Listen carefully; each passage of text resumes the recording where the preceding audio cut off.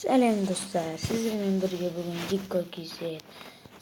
Бұл видео ұнаса сіздер лайк басыңыздар және де каналға тіркеліп кеттіңіздер. Кеттік біз ойын бастаймыз. Достар, осы видеода мен портал жасаймын. Оған бізге тек қана обсидиан и спичка керек болды деп ойлап қалмаңыздар. Енді бізге тағы да ama şerif керек, ya. Şerif емес.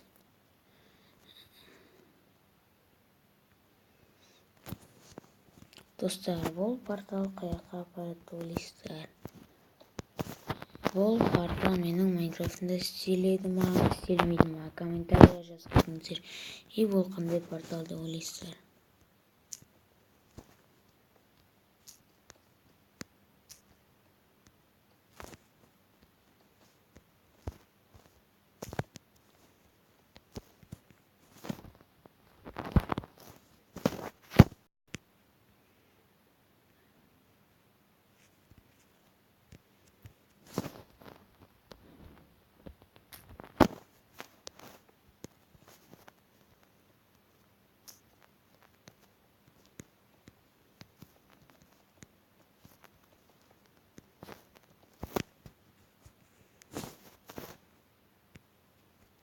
Міне осы портал.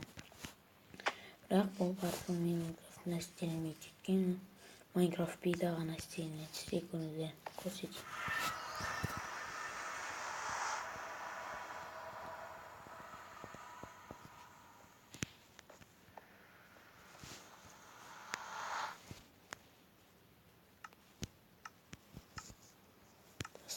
Осымен біз портал жасадық, бірақ сол портал Майнкрафт бида сіздерге көріңіздер.